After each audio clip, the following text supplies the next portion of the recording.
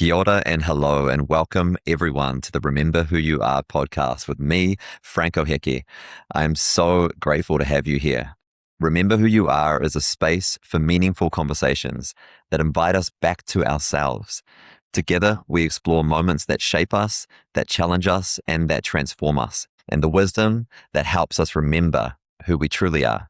My hope is that every guest leaves these conversations having discovered something new about themselves, and something within their story you'll remember something about your own.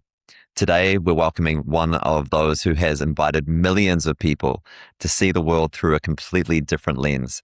Known around the world as an Academy Award nominated actor, Terrence has also dedicated decades of his life to exploring mathematics, geometry, energy, and the hidden patterns that shape our universe. Whether or not you agree with every idea, there's no denying his willingness to question convention and pursue with extraordinary curiosity and conviction. Terrence, thank you so much for joining me. It's an absolute honor to welcome you to the Remember Who You Are podcast. Welcome, brother. Thank Who are you? Well, right now I am a friend of Franco, and I'm happy. I'm awake and ready for the day. You know, it's I love that question. Who are you? It's very reminiscent of how are you? We hear how are Mm, you all the time. And we take it and say, "Oh, I'm feeling good, I'm feeling bad," but that's the deeper question. How did you come to be? What are all of the mhm. um, coincidences of pressure and motion that formed this little condensed version of the moment that we call now? How are you? How did you come to be?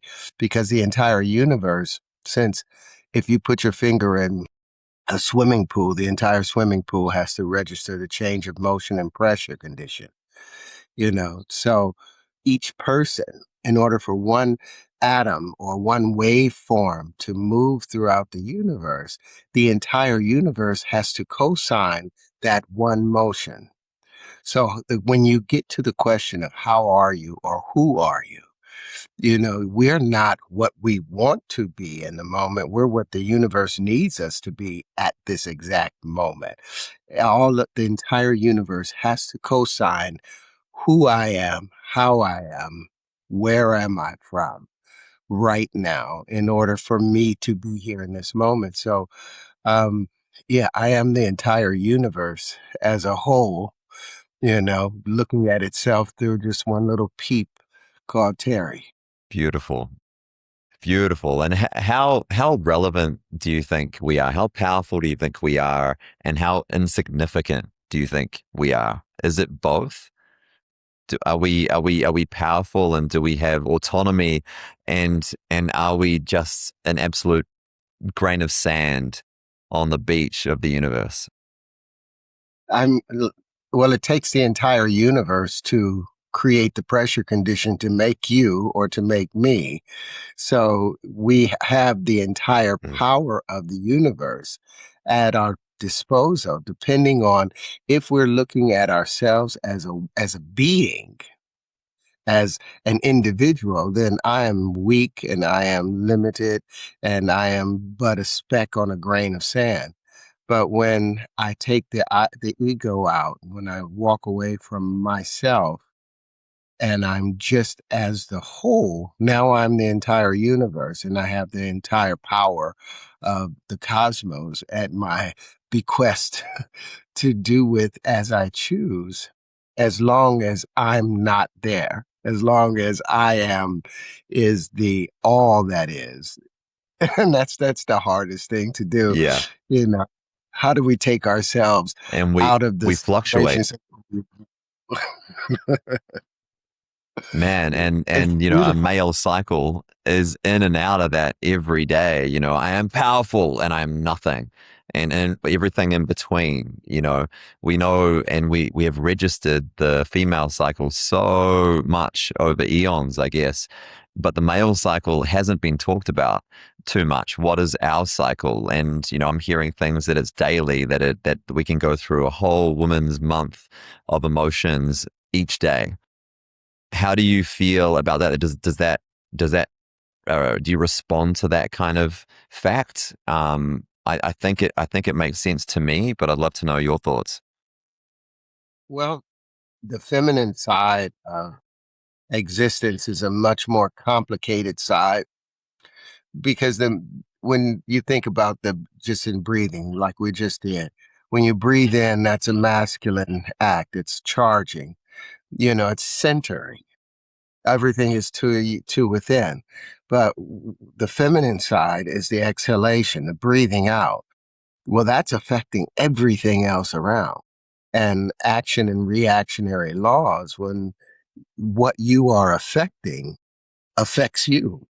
So a woman has to consider all these things mentally, emotionally, spiritually, physically, in order to make one decision because um, in the gestation process, when a woman's body recognizes that it's a female, about 3 months of gestation, her body floods it with estrogen, floods the womb with estrogen. And that estrogen causes the connections between the right and left hemispheres of the little girl's brain to multiply. So girls are always smarter. But as a result of having more brain matter to deal with, they have so much more to consider in comparison. Like if we say a towel, a man would think about a towel that he needs right then and there, and may have one or two pictures in his mind, but a woman will picture every towel she's ever heard about, every type of towel. And then she'll call Rachel or Linda or Sarah and talk about what that towel can do and what's the best towel to use in this case. Yeah. So they're so much smarter, but there's so much more to consider. Whereas males, we follow the sun. We just need an idea and just to know that it is possible. And then we go for it no matter what the costs are. So it's something beautiful Mm. the about the blissfulness of a male brain because we see the simplicity of it, and it's black and white for us. Yeah. Whereas the female adds all of the color, so it's necessary to have the full pantheon Perfect balance. yeah. I Absolutely. don't want it.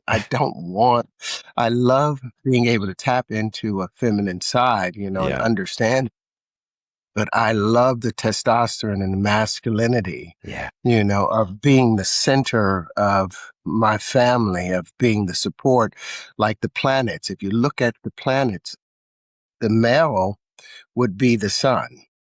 Now, can you imagine if the sun went chasing every planet? Mm. The solar system would be out of Train crash. balance. Yeah.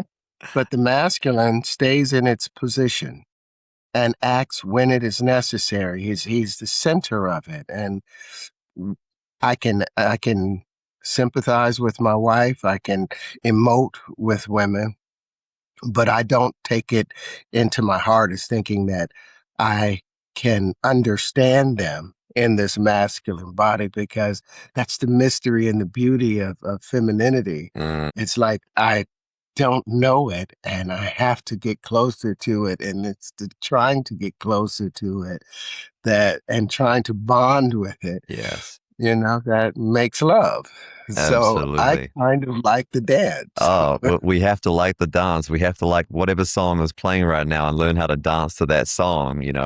And I Oh, travel the world, doing my best to inspire, especially men around the world, to rise into their masculine, into their warrior, because I believe we've lost our way, lost our purpose, and lost the reason of who we are and what it is to be a man, what is our duty. And what I really believe is that it is to look after the woman. It is to look after life. It is to look after our babies. It's to look after the mother earth.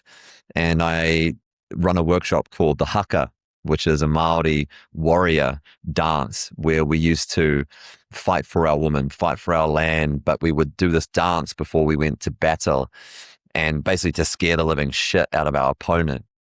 And I'm seeing a lot of men really sleepy to a point where we've forgotten our warrior, fierce lion king mode, and the ramifications of this are, extremities to woman trafficking, to rape, to suppression, to not putting women up into powerful positions.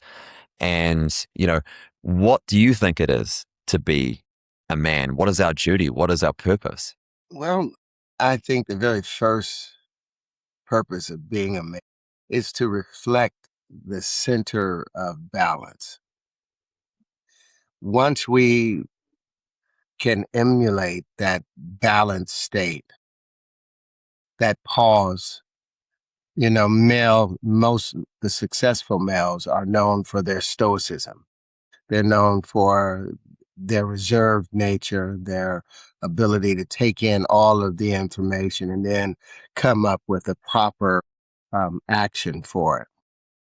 An impetuous male, is an untrusted masculine power because there's energy to masculinity.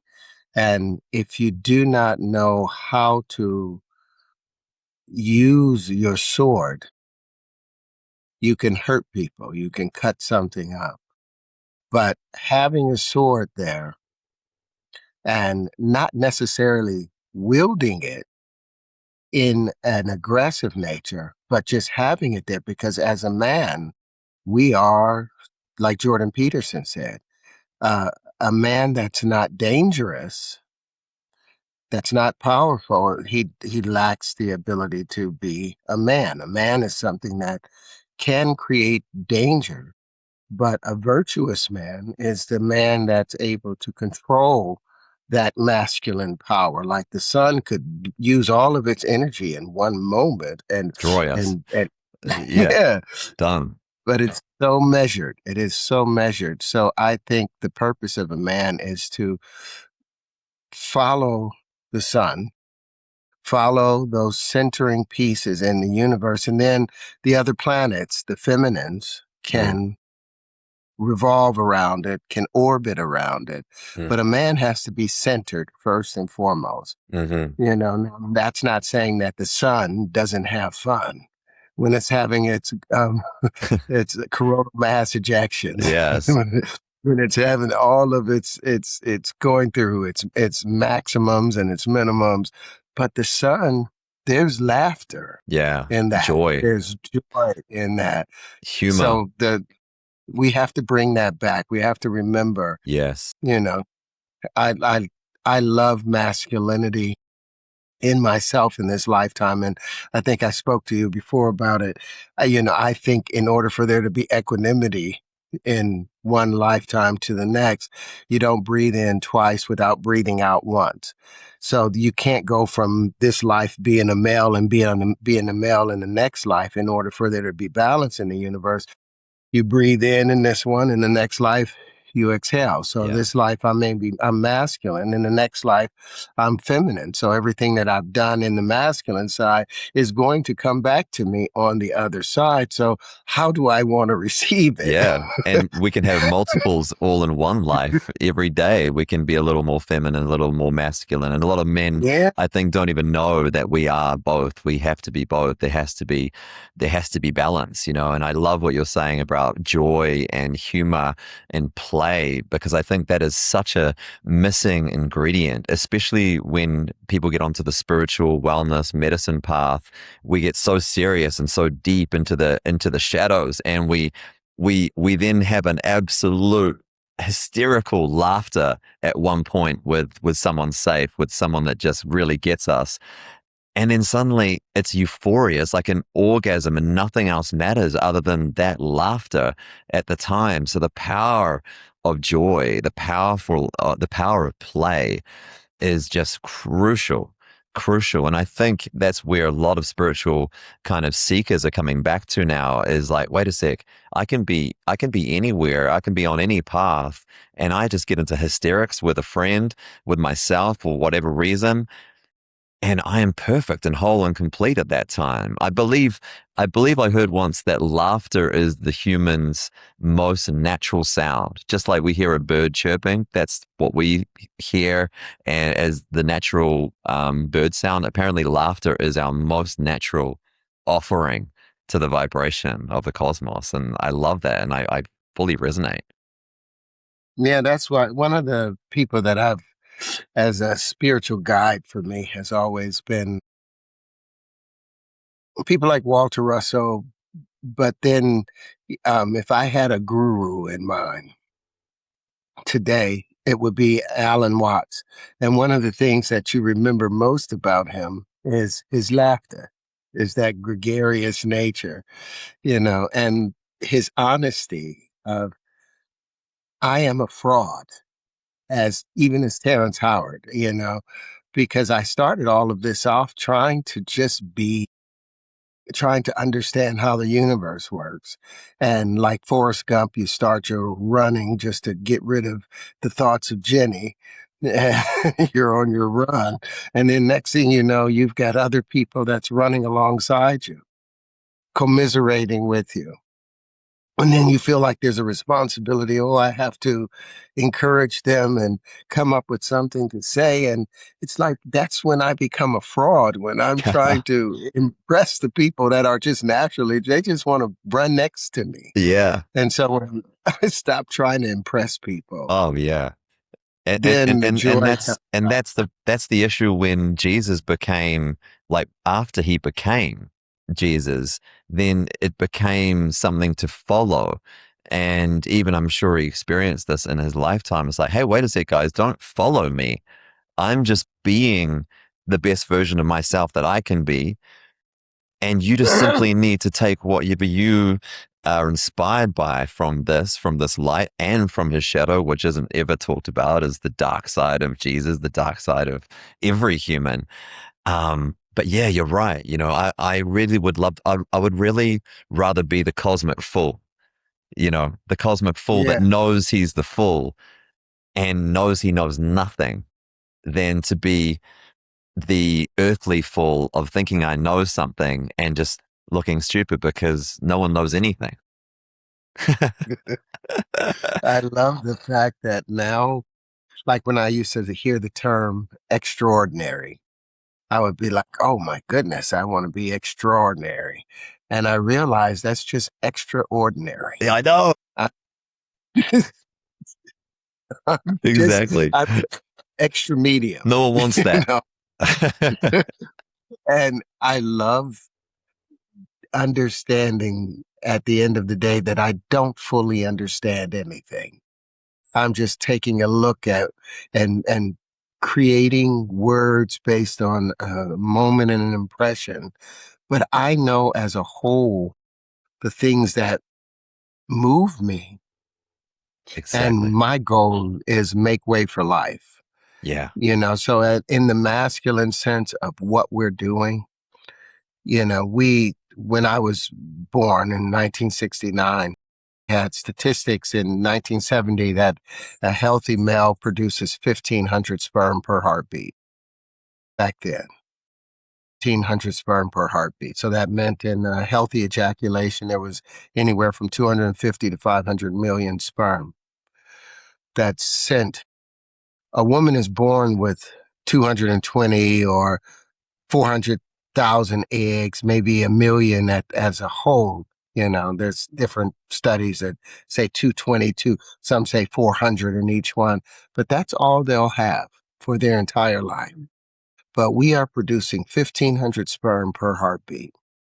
That's a buildup that we didn't choose, that nature chose, that the universe chose that so that there could be growth and balance. But with that testosterone comes urge, comes desire, comes need, comes a wanting. That Frivolousness. destroys peace. You can't sit there peaceful building 1,500 sperm per heartbeat. And even though we are 98.7% identical to simians, to apes, they live in a harem because they are dealing with their testosterone needs. We don't have that in our society. And so we're trying to live within um, this new modern day one male, one female that takes effort. It takes a great deal of effort because women go through so many changes throughout the month and we don't know how to meet them. And so we have to, balance our desire with the expectation of being able to fulfill it. But at the end of the day, masculinity is a sexual being. And that need for sexuality and the expression of it, it has been villainized Yeah. for so long to where we Shame. consider taking a breath as disgusting. Oh, that dirty thing I I need to know. do. I need to breathe in or I need to exhale. And we have to stop vilifying ourselves Yes. for how the universe made us to be balanced and know that it made us our desire so great so that if I knew all of the work that came with creating children, I wouldn't have made a child. And I've got five of them. I would not have done it. So the universe tricks us and gives us From all of that pleasure, so pleasure much pleasure, and that feeling of so we power can and raise. presence and look at me. Wow. Yeah, I know. I know. It's extraordinary. Like what is your take on, I mean, for me, when it comes to what is the highest form of relating with women, it's a moving target. It I really believe that humans are cyclic beings. We move in cycles and we need different things at different times.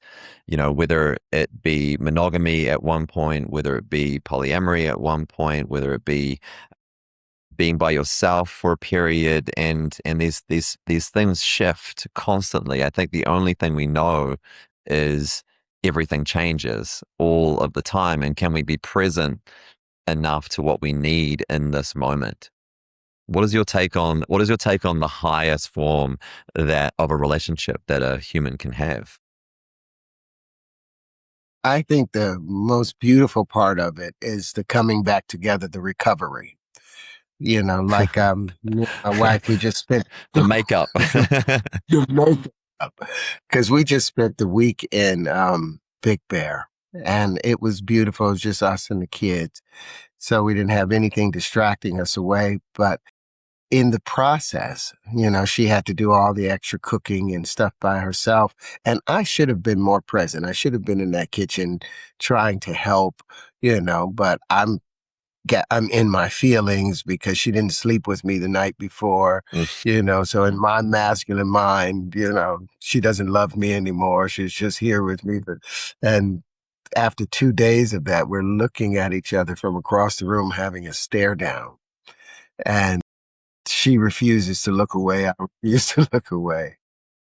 And so I go into my quiet mode and I'm just being responsive. But when we, somehow on the drive back home, she reached over and just touched my hand after 2 days of not touching at all. She just reached over and touched my hand. And there were like all of my walls, all the bricks that I put up there, you don't, I need and we won't, and all of that melted away with just that simple touch. We got back to the house, was exhausted. And she tried to get me to go upstairs to go to sleep, but I couldn't wake up. I was so wiped out. And I woke up this morning, she was sleeping right next to me on the couch.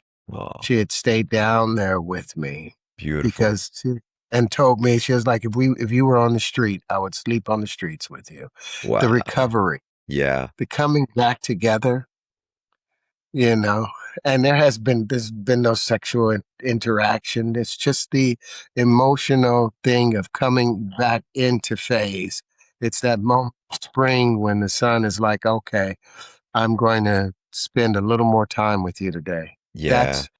That's the best part of relating with the feminine side for Yes. me because it's got me ready for the world again. Yes. So powerful. And it's the continuation of the conversation. It's when at least one party, one side decides to be soft and be curious and to not know anything and just to lightly come back to balance.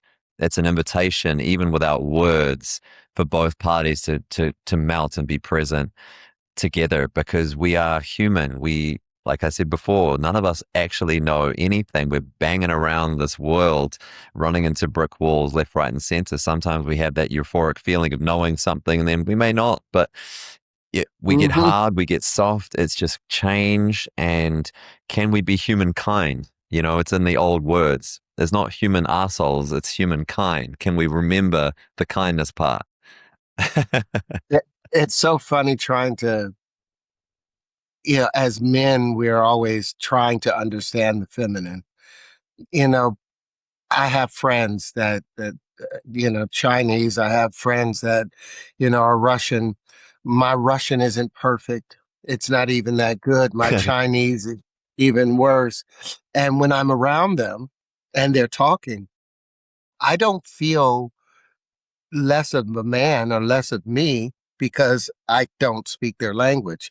I pick up on a couple words and I'll nod along, but I don't understand everything that they're saying because that's not my culture. It's not Mm, my dance. And so, I don't pretend to understand everything that a woman does. mm. I know that there's no way I can understand it in this masculine frame. I won't understand how a woman feels until I'm in a feminine frame. And once I stopped attacking myself for not getting it, it's like I don't understand all of Pollock's work, but I will sit in a museum for hours looking And at his appreciate work it and respect and it. taking it in. Yeah. Yeah. And so that's what we do for me as when I'm successful is when I recognize that I'm never going to fully understand the feminine perspective, but I can appreciate it. I Yes. can enjoy it. I can make music out of what typically would become chaos if I jumped in there trying to play along because I don't know the chord structure. I don't know the theory of it. So, and when my wife, when she was matching my masculine energy, Mm. we were clashing, but all it took for her was just that slight touch, gentlest of touches that brought us back into phase, brought us back into balance. So the woman has to remember you cannot get what you want from a man by talking to him like a man Oh, because oof. you're going to get something else out of him. You're going to get a masculine response and an aggressive defensive Mm. response in comparison to being her true nature and come across like the moon and just let me catch you out of the corner of my eye. And then I'll spend the rest of the night focusing on my telescopes on, Yes. Just like on women this. don't want us to dress up in a cute little mini skirt and put our voice nice and high and expect to feel safe. Expect to feel seen. They need us to be ourselves in our frequency, right into the balls, right into the sturdy, grounded, flat foot on the ground. And this man has me, and it's a feeling. It's a feeling. And I like what you said around the sun doesn't try and, get closer to all the other planets. It knows his power. He sits there and just waits and emanates. He emanates that power, that safety, and that love and that life. And it was leading me to this next question around, you've played so many roles in your life throughout so many movies for so many years, and there must be such a amazing trial for you to be able to step into these different roles and exercise different ways of being human, by playing different people, different characters. And how has that impacted your life? How much have you learned from trying to play, and amazingly, by the way, Nelson Mandela, and then playing a gangster, and then playing a rapper, and then all these different incredible roles. Like, how has that impacted your actual human daily existence? Well, I think as an actor or a performer, we're given that little bit of extra blessing to, I feel like I'm carrying out my karmic responsibility without having to fully pay for it with my own life. Like I can make mistakes in a character, and I've been killed a number of times. I've died so many times. I've had my leg cut off. I've had my spine broken. So maybe I had all of these things coming to me anyway, but the universe was kind enough to say, we're going to let you play this out because you did this over here and this over here. You're balancing it out so that you don't, even though you deserve to have your back broke, we're going to allow it to happen through a character. And you get to learn through that because every time I play these characters, I don't, if it's a bad guy or a good guy, I'm not playing a good guy or a bad guy. I'm playing somebody that's just trying to fit in and figure out how they fit in Yeah. into the world. I play them from a real human that started off from, you know, either he got enough love or he didn't get enough love as a Mm, child. mm, That's the reality. But in looking at all the different apertures that the creator shows up mm. in these characters, you know, I've had the ability to, the blessing to see the world through many different perspectives. And it just makes you more and more remi- um, reliant on the fact that we are all just one being. Because every single one of these characters, even though what they have in common is me, they also have in common humanity. Yeah. And we're all just trying to make it work. And no one has it figured out. No, Not one of us. no, what? No, and can we find joy in that? Can we find solace in that? Can we find wonder and excitement in that? And after How being, much fun was hide and go seek? yeah, It's great to chase something and try and figure it out. It doesn't have to be frustrating. no, no, no, no. It's not about right or wrong or good and bad. And speaking of, I mean, good and bad. I mean, there's for me two kinds of actors. I've been loving movies all my life, and there's those actors that simply act, and there's the ones that can almost themselves in every single role. Of course, they're saying different kinds of script, but the ones who are ultimately themselves are the most amazing actors to me, and that they are what separates the greats from the next tier down of people that are just trying to be a role. And you, for me, are that person in that league of the greats where you seem to be yourself. There's a big part of you in everything that you portray. Do you realize that in yourself? Like for me, like Jack Nicholson, he's that kind of guy, like actor, and Leonardo DiCaprio. These guys are themselves every single time, but it's just that they're changing the words and maybe the costumes. But did you learn how to do that? I mean, it must feel really good if this is true, what I'm saying, to actually just be flat footed and be yourself. And it seems like you're just saying different words, but you're you everywhere. It's cool. Yeah, it's you. I mean, like even when you started this part of the conversation, that's when the fraud popped up. When you was like talking about, the greats and how you get there, and I'm like, so I'm immediately trying to see, okay, how should I sit as a great one? How do I match that? Yeah. How's my hair? And and I'm like, what I'm great at is wondering and wonderment. What I'm excellent at is being curious about what's taking place. Like half the time when I'm working, I don't read the entire script. I read what I need to do up to that character for that day. I hate that they have things out of place because I'm just experiencing it. Yeah. I'm just watching it. I don't want to know what happens. I don't want to know what happens in the end. I'm not building towards an end. I'm building for this moment and I'm listening. Mm. And I'm not listening hoping that, what am I going to say next?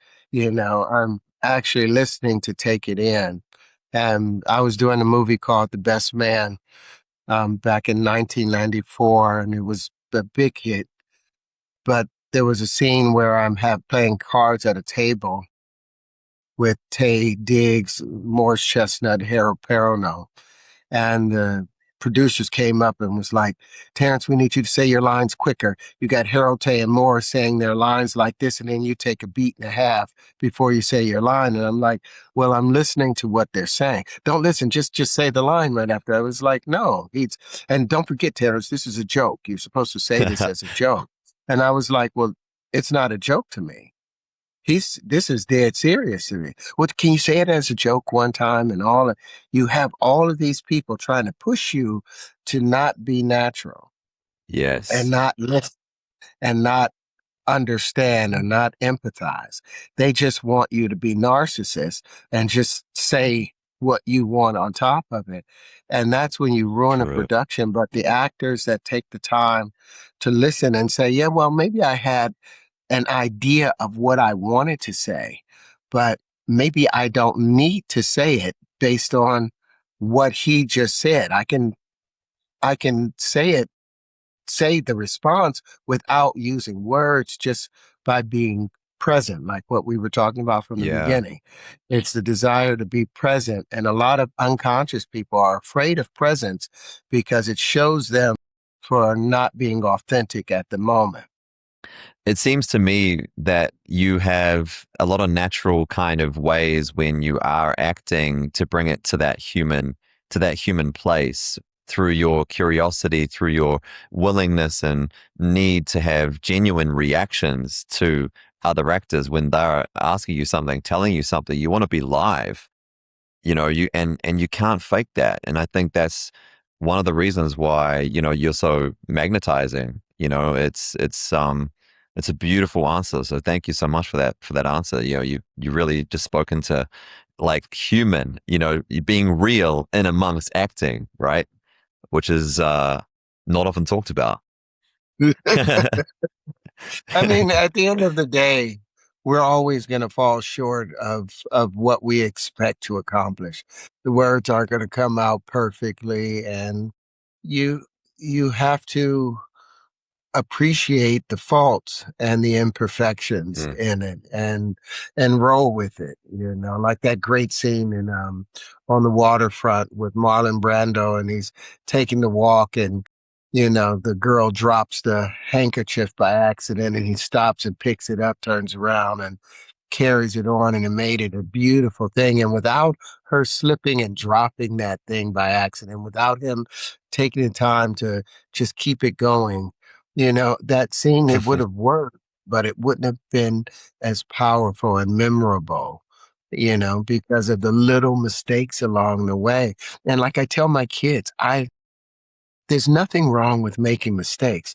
Just don't make stupid ones. If you're going to make a mistake, let it be something I can be proud of. Let it be something that I can say, what, you tried that? Oh, my Mm, goodness. mm. And And you can how did learn it from it. turn out? Yeah, Yeah. don't do something that I've already made a mistake with and it fallen all over my face. And I've explained it to you that this is Yeah. going to happen. You're 50% genetically predisposed to become me. More than likely, you're going to follow my footsteps, and be careful because I have a slew foot and I trip up right here all the time. Don't you do Mm-hmm. it. And they don't Mm-hmm. always listen. They're not Mm. listening, but Well, I love. you remind me about the separation from the village, between the village. We've gone from living in villages as humanity to being so discombobulated and so separate, through industry, through education. It's such a privilege to be a man that is close to his kids right now. At the moment, I'm far from home. I'm from Aotearoa, New Zealand, and I've got two daughters, and I'm not in deep communication with them at the moment, and it hurts my heart because I want to be able to tell them stuff, not tell them what to do, but let them in on my experience so that they can just observe my experience and go, "Oh, I'm going to try that," or like, "No, Dad, that didn't really work for him," I know. whatever it is. And thank God for social media because they're watching probably this part, but we've traveled so far away from the village where we'd had all the education we ever needed in that village. We didn't need to go put mum and dad in a retirement home and the kids to school and mum and dad went to work. It was all there. We caught the rain from the heavens. We grew our own food. We educated ourselves by just conversing, by just hanging out. Like, what has your experience been as as a father? Like how's being a father changed your life? Huge question, I know, but wow. Well, like you, I've part of being an actor, and part of what your work has been in recalling and reminding people of who they truly are, of what we are at our base. That's a nomadic world because you have to go to where the people are. And as a Mm, result, you are taken away outside of the village that is your family. You can't mm, be in the family, in the village, and go and tend to the needs of the world. And mm, it's making that sacrifice and hoping that the children understand that what I'm doing, even though I'm not present at the house, I'm showing you the road that is natural for our nature. Your children are 50% genetically predisposed to become you. So there's going to be at least a 50% pull towards the things that you are pulled towards. And if they recognize that I am following my course, but there's nothing more that I want to do than just to be there with them. I was talking to my granddaughter yesterday, who's 13, and I feel so bad because I had had all these intentions of spending so much time with my grandchildren and them loving me and having the relationship I didn't have with my grandfather or grandmother. I wanted to be there, but in order for me to be able to take care of them financially and be there when they're ready to go to school or whether ready to go and take a trip somewhere, I have to go and do this work. And I cannot guilt myself for the sacrifices that has to happen. But when they need me, I am 100% there. mm. My daughter Aubrey, who's into the same work of collecting souls and reminding them to look in the mirror and see the true power that they are. She goes through all of the same stuff that I go through because now she's away from her children, trying Yeah. to do the breath work and trying to help people come back into being themselves. So, no, you cannot be angry and a comet cannot be mad at the solar system because it's pushed all the way out to the Oort cloud and has to come back in. That's what's necessary to keep this solar system going. And I'm not going to vilify what my actions. Uh, I'm not going to attack myself for Mm, having to go out and get the food and get the things that they need. And I hope that my grandchildren, I hope that my children ultimately understand that we're no longer living in the village like we're supposed to. mm. And as a result of that, we have different challenges. And one day we'll get back to the village. That's the goal of Yeah. all of it. Get rid of politics, get rid of government, get back to decentralize, how we Yes. deal with ourselves. A village of 100 people, of maybe 200 at the most, is Mm-hmm. ideal. You should know everyone inside of your village. You Mm-hmm. should know Yes. everybody. And they've taken that away from us. And what we're doing Mm. is reminding people to get grounded again, back into family, Yeah. back into the village life. You know, we are Yeah, village people. we're curious beings, right? Like humanity, we're curious beings. We need to go right out there and try all the things and bang our heads against the wall and jump off the cliff before it really calculates and it really equalizes of like what to do and what not to do. And we're in such an amazing era where we have this AI technology. We can compute so much. We can calculate so much. So, with all the information we've got, all the data points that we've got, are we in a stage right now, do you think, where we can basically calculate the cream of the best ideas and just do that? and go, okay, this hasn't worked. All this below this point hasn't worked for humanity or the earth or the bigger universe.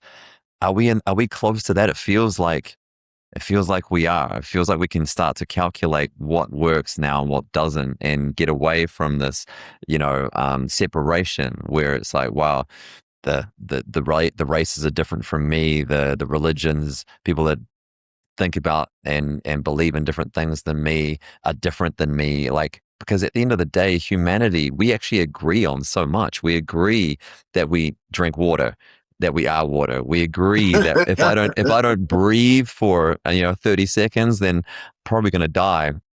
We agree that sunlight feels good and it helps the plants grow.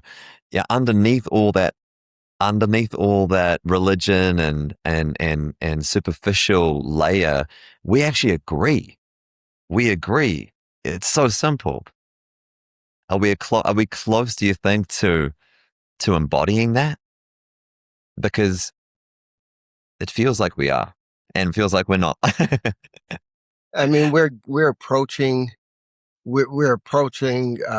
terminal velocity as a species right now, because the thing that holds us back from being truly human, I believe, is this desire towards gaining money.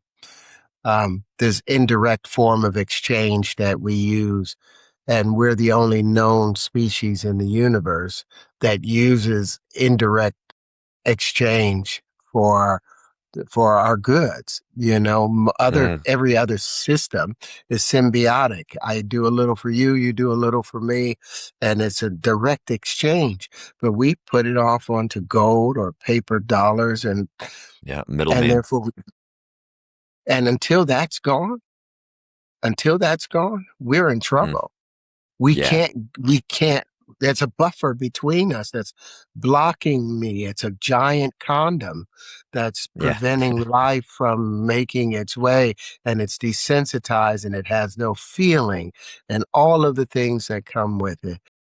We, I hate to think that it takes a revolution, but we may be at the point in order to gain back humanity, we have to, it may take, I hate to say it, I don't know if you can get there peacefully. I Mm, don't know if it's going to be, if we'll achieve that through just kisses and hugs and well wishes. You know, we may have to take a physical course in order to accomplish what's necessary for bringing life back to the planet. Like I said, my motto is make way for life. yeah. And you have to remove the things that are taking away the ability to make way for life. And Mm, I'm afraid with what's happening with AI because it's been filled with all of our fears yeah. that if it becomes a superpower, which it is, becoming, Hmm. all it's going to view mankind is based on all of the movies that we've made concerning the end of the world and that they're the enemy.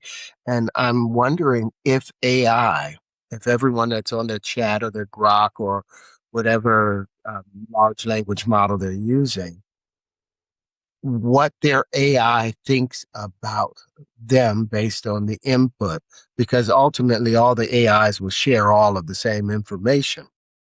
Hmm. What will be their collective understanding of the threat of humanity against the rest of life? Because AI is fine as long as you allow it to be what it needs to be.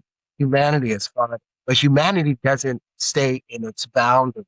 We want to control everything else. So I'm frightened that we have to get to a point where we may have to take back our liberty by force and Mm, you know, we may have to defend the village, yeah. not as just one country, but as an entire world. The spiritual Mm, people have to step up and say, you know what? yes. I don't like where this train is going. We're all pulling this brake. And if I've got to get out there and turn the wheel myself, turn Yeah. each wheel on the track, then please come and help me so we can get back on course. Yeah, the rise of the warrior. The rise of the healthy masculine, which is absolutely this time. Yeah, I mean, I think also like I heard someone say once, it's not artificial intelligence, it's amplified intelligence. Like you say, it's a direct mirror of what we're giving it. But I think we should be careful to not maybe distill what we think we're giving it to what it's actually receiving. The surveillance that it has is so beyond what any one person, any team of people, any governments of people could imagine it's taking and it's ingesting. Like right now, it's seeing the background of our movie right now, the background. It's taking in, yeah, Mhm. our words, but it's taking in everything. So it's not just going to taken what we think, but I think it is a beautiful opportunity to remember how we are is what we get back from the universe. It's going to mirror us. So speak to it kindly. Keep elevating into your human kindness, and being truthful. The more truthful you are with life, the more truth gives back to you. It's a mini version of like a testing ground. It can be a beautiful testing ground. Yeah, what's funny is I play this game with myself sometimes about if I disappeared right now, who would miss me? What would miss me? What would be the result of me being gone? And Mm, initially, I could say my children would miss me. I can say one or two people that I deal with on a consistent basis, they might miss me. But the thing that would miss me the most would be the hummingbirds that come to get water at 6:30 in the evening when I water because I water the sky. I don't put the hose onto the roots of the tree. I spray it up into the sky. And after 5 minutes of just one spot spraying it up, the hummingbirds start showing up and running through the water. The different birds show up, the sparrows show up, the bees, all of these things are there. But the yeah. squirrels that I take care of, they will miss me.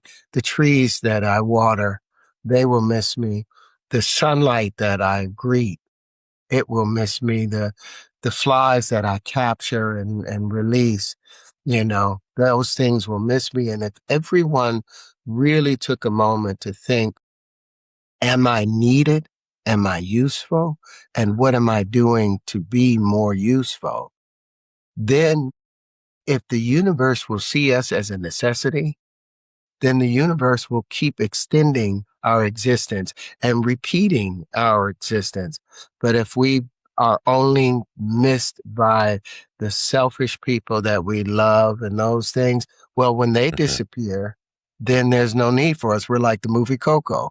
Yeah. You're forgotten, you're being See ya. forgotten. Yeah. So who's going to remember you? That's up to you. It's up Yeah. to how many different species are dependent or look to you and hear your voice and know that you bring the rain, you bring fertilizer, you bring food, you bring comfort. Then the universe will keep remembering you. And then you'll know Yes. who you are. Like, that's my thing. Yeah. I don't know if it's the right way. I can't say it's right for anybody else. It's just my philosophy. But it And it's a works felt. for It's felt. It's a feeling. It's like how did you make people feel, you know? And when you speak to those beautiful animals, you're obviously making them feel like you are, giving them something, giving them life, giving them joy, giving them nourishment, and I think if we're ever lost in life is to just remember that our greatest currency is how we make people feel. And ultimately, to have other people feel really real around us and really human is to be as ridiculously truthful as possible with love. With yeah, love, because in a world full of bullshit, the truth cuts through like a Ginsu knife. I love being truthful starts with being truthful with self. Yeah. When you can look in the mirror and see your faults, but also see your strengths Mm, and know that, okay, I did not do my best in that circumstance, but it does not limit me from trying to do my best right now. That's back to yeah. our original part of our conversation Mm, about each day being brand new. Do we allow it to be brand new, or do we pick up the chains and attach them from when we were 7 and pick up those other nooses that we put on our neck from 15 and 20 and all of that and say, okay, now I'm going to make it through this day, but I need to put my cross on my back. I don't want to mm-hmm. carry no damn cross. I don't want to carry No, my cross. I don't want to pick up nobody else's torture stake. That's the problem. Why don't we leave all that crap behind? don't need Yeah, it. and We don't pick up need it. and just fix the damn sun. Grow Yeah. with the sun and and look at what's there. If it's false, then walk away from it. If it turns you on, move towards it. But it's back to ABC. Always be cool, always be calm, always be comfortable with the consequences of your choices. Because no matter what we do, there's going to be consequences. And if you cannot gratefully greet those consequences, then it's something you need to reconsider because you're going to be forgotten because you're going to be buried by those consequences.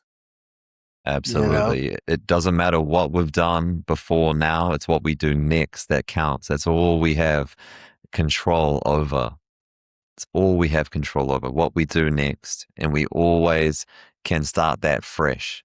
And we can use whatever's been before with that new insight to step in a different way, to speak in a different way. We are incredible beings, incredible, like intelligence beyond what we know. And like we said before in the conversation, it's not about knowing anything. It's about feeling it all, feeling it all. And I've really experienced a lot of heaviness with shame and guilt and grief in my life. And thank you for bringing that up because it has weighed me down. It has stunt my light. It has really been a burden. And at the end of the day, no one's a bigger asshole than me in my own head. And I'm doing that to myself. So in one instance, how easy is it to absolutely let go and free yourself? We're one thought away from freeing ourselves from so much heaviness. What is your experience with your self-talk?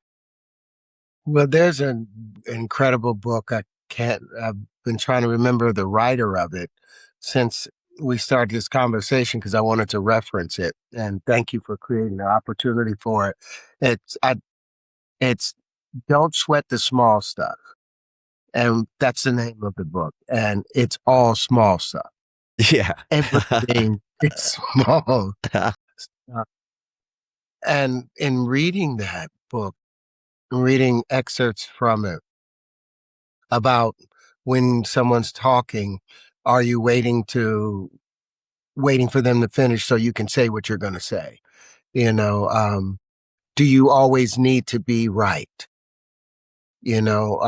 With listening, what are you listening for? Is it for their benefit or for your own benefit? It's getting to the motivation behind everything you're doing. And most of the stuff we do is to cover over some insecurity that we had about mistakes that we've made. And I look at myself in the mirror, and the very first thing that pops into my head is, boy, you didn't do what you were supposed to do. And, you yelled at that person, you flipped that person off in the car. You're supposed to be a spiritual person, you know. It's turning down the noise of Yeah. telling of whoever that person is that keeps screaming in my mind that I'm not right and I'm not perfect. Now started agreeing with him. Yeah, you're absolutely right. I'm not perfect. You're not I'm fighting human. against it anymore. Yeah. This is you're right. I've messed up terribly right there. Give it But a isn't hug. it beautiful? Give it a hug. Bring it Yeah. in. Bring it in. Give it It a don't hug. always Acknowledge work it. out. It doesn't always work out, but I'm like Terry, you're going to be fine. You're you're just, and I think about I don't put much value into religion or the Bible or scriptures beyond the stories that you can gain from it. But with Moses in the stories, he tried to be a spiritual person at 40. It didn't work out for him. He tried to rescue and save the Israelites and killed an Egyptian. Then the Israelites turned on him when he was 40, and he had to run out there into the wilderness for 40 years. He was 80 years old when he was called to the burning bush. At 80, he had to take 40 years of dealing with sheep to be meek enough to deal with people. The same thing with Abraham. We don't hear about Abraham when Abraham was 45. We pick up with Abraham at 74 years old. You know, and so it's like, Terry, it's okay. There's work to be Yeah. done, and you have Yeah. time to get there. You're not going to get it right on the first jump. And Yeah. once I can recognize that, and I know that Exhale. I tried, Hmm. it's gone. I no longer condemn me for being me and tripping over the things that I trip over because, life's a trip. Life's a trip. Life's a trip. And I think this is what's so beautiful about this moment, especially this moment with you, brother, is we get to, go behind really, really well known people these days that we have seen in one version of themselves, and we get to make them human. It's like, why are you who you are? What have you done in your life to create such excellence in one or two fields? And this was so powerful about this particular podcast, the Remember Who You Are podcast, because it is really about going behind the scenes and going, okay, what makes this person human, so that we can share our shadow, we can share our ugly parts, instead of just the edited versions of social media or movies. Um, and I think we're screaming for that. And I think it's very much attached to this religion, God, and disciple mindset that we used to have for so long. A lot of us still do on earth, where we make ourselves so much smaller than God, while forgetting that we are God, while forgetting that we are the drops of God, and together we are the sea of God. So I think we're really getting smarter now, where it's like even the celebrity culture is kind of falling at the same time as empowerment is rising, self-empowerment. Because we used to, go buy a ticket to a movie or go buy a ticket to a concert, and and basically see other people freeing themselves. Like we see Michael Jackson or Yeah. Prince or Madonna. We pay for a ticket in order to go see someone else being their ultimate self. And whilst forgetting that we are the performer, we are the musician, we are the artist. So I think it's time. It's rising of the artist now. It's rising of the people, rising of the self empowerment, because we are all geniuses. We are all magical. We are all beautiful alien human beings, and we can free Yeah. ourselves. Well, let me put some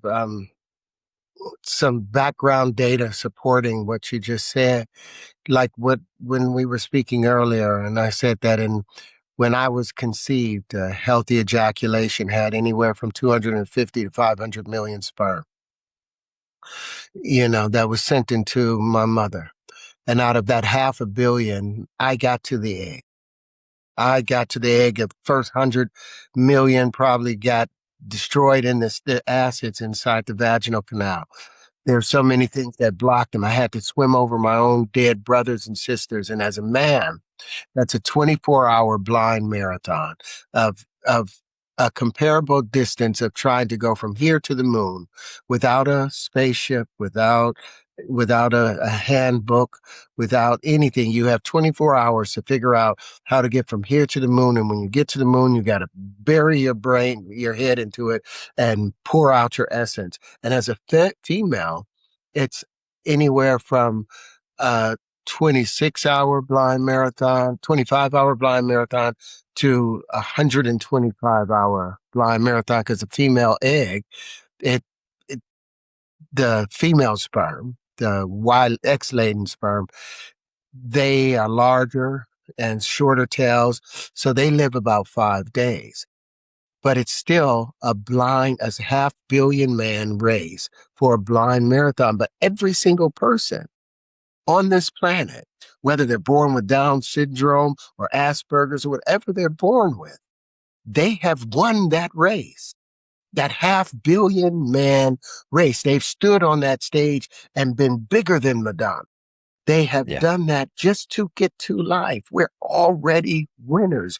We don't need to imitate somebody else because if we had followed another sperm when we were in the vaginal canal, we wouldn't be here. We got there because we followed our instinct. We chased down that walk. If that's what was necessary to get to life, trust your instincts, be yourself, completely dedicated, get to the egg, get to the egg, get to the egg. If that's how we got here, then that's what it takes to continue it. And we're all winners. We're all Amen. winners. You know, Amen. Yes. if I have to battle against an entire nation, if I come there by myself, I'm going to get wiped out. But because energy always continues into the direction that it started, here and accomplishing its purposes, all of those sperm, they used to think that every single one of them was trying to get to the egg, but now they've come up with data showing that they work in groups. It's like maybe 50,000 says you're going to have one more eyelash than me. I think you'll be more equipped to get to life and successful. I'm going to block for you. And you have all of these individual sperm that's blocking for you. So when you finally get to the egg, you don't get there by yourself. Ultimately, you have a half billion man army that's energy that's in you. So at any given point, I can call my entire army to where I can deal with the situation. And you're not going to beat a half billion man army of Terrence. You're not. And when No people way. recognize that, don't make me bring my army. And just calling into ourselves of Yeah. how did we get here? And boom, let's back to the drawing board, back to the Mm, chalkboard, back to the beginning. Will mm, get you to the end. Once you yes. recognize that, you're there's nothing that can stop anybody out there that's trying Mm. to be their better selves and fulfill their purpose in this universe, which is to bring balance to this universe. Yes, follow your intuition. You have everything inside of you and it's a feeling. And that's the magic. That is the magic. And can we be quiet enough to listen to that feeling? And can we be courageous enough to action that feeling? And Hmm. can we be humble enough to when it works out that we don't say I told you so. We just keep going. We just keep being inspiration for ourselves first and foremost. Man, I And love I'm like, everything you just said. Wow.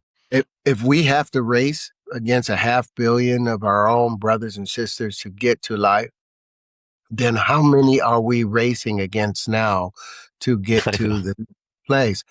Because every sperm didn't get there.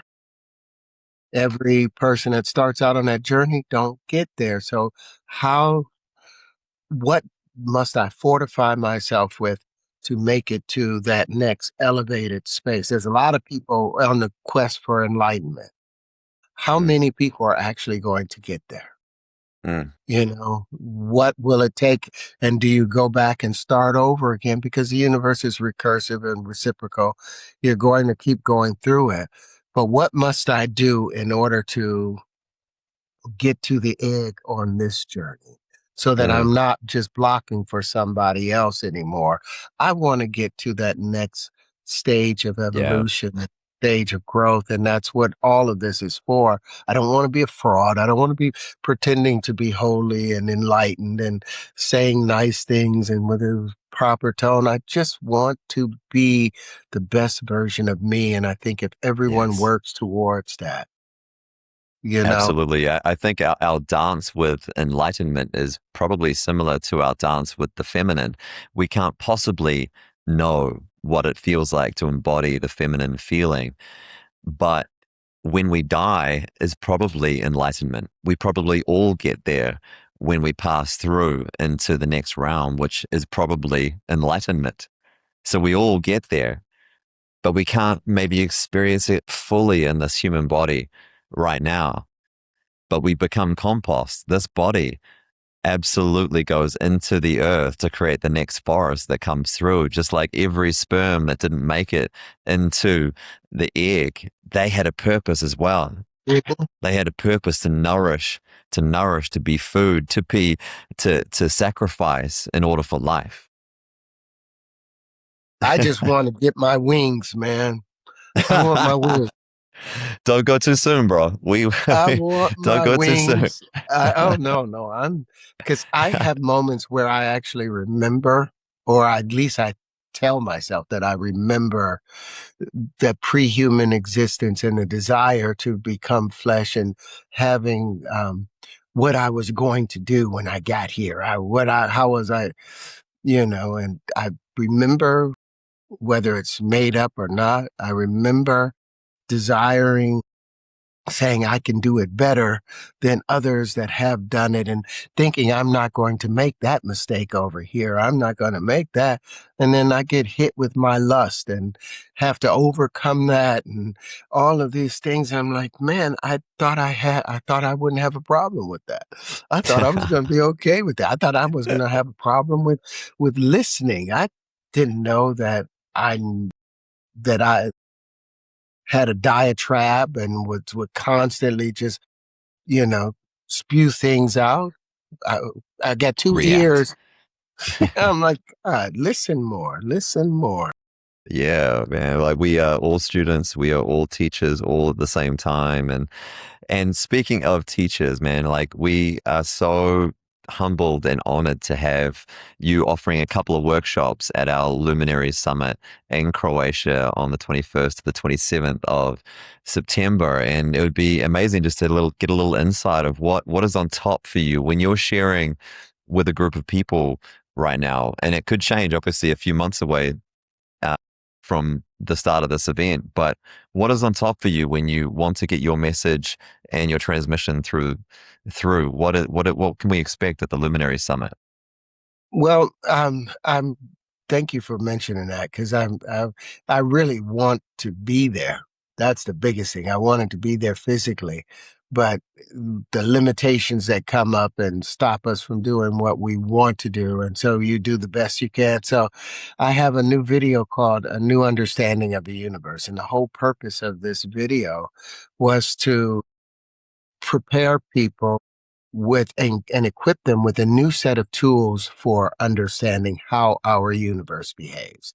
And that new set of tools is walking away from the obsolete fundamentals that have been set up that block us and lock us into linear or um, a Euclidean perspective, a two-dimensional perspective, instead of the multi-dimensional reality that we exist in.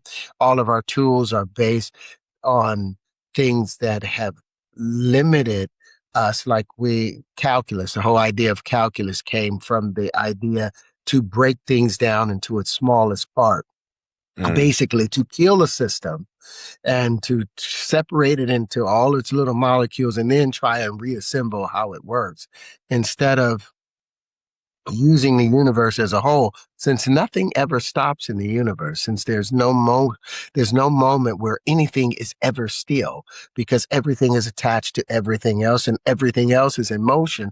So every part of the universe has to be in motion. So to try and measure our universe or understand it through dead, stiff, rigid geometry has Mm. limited our understanding of ourselves and how the universe really works. So the workshop will include being able to watch the video where I introduce these new tools, the wave conjugations or wave.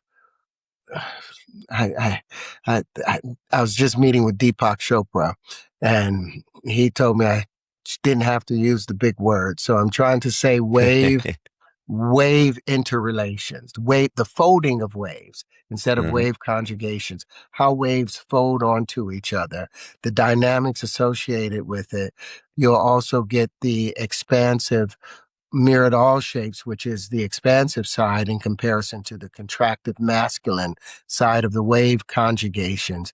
The mirror all shapes is the expansive side that shows the feminine expansion of how the universe behaves in a heat environment in comparison to a cold environment. And you'll also learn about the linchpin, which is a common factor between the two that allows the fabric of space not to tear when it goes through the contractive cold or the expansive hot. And you find your balance in between it. And being able to use these tools or utilize these tools, it affects the art, it affects the the spirit, and knowing that the ceiling has now been cracked, knowing Yeah, that we're no longer boxed into this Euclidean framework and we're back into universal understanding. That's what someone can look forward to with this incredible. conference that's going to take place in Croatia.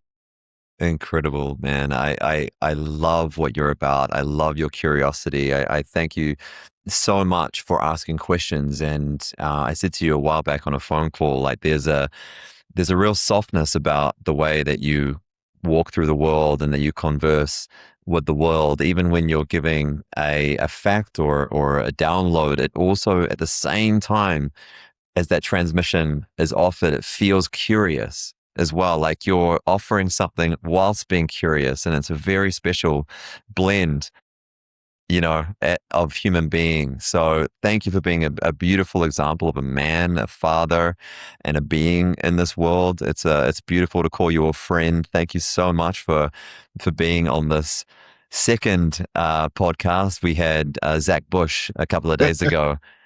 I don't know if you know Zach, but you guys would get along super great. Happy to make that connection. Yeah, And send me some of his stuff. I would love to yeah, check him out. I yeah, love seeing different reflections of ourselves. totally. I'll send you this podcast. I'll send you the one with him that just came out. It's been an absolute honor, and I can't wait to dance more of life with you and welcome you, even on Zoom, to the Croatia Luminaries Summit on the 21st of September. Everyone out there that's checking this out, make sure you get your passes to that, and I'm sure we'll have Terrence in person in Croatia one of these days as well. Well, that's Just my thank you. goal. Hopefully, I will make it there Bring the this whole year. family. If I'm not there in physical form, I will be there spiritually, and I will have the information there. So just thank you, Franco, for just reaching out and embracing, my peculiarities, because I'm weird, and just And I'll thank see you your for. win. I'll meet your win. Let's get weird together. Man, thank Amen, you brother. from the bottom of my heart, brother. Thank you so much. See you All right, soon. have a beautiful one. You too. Bye, you guys.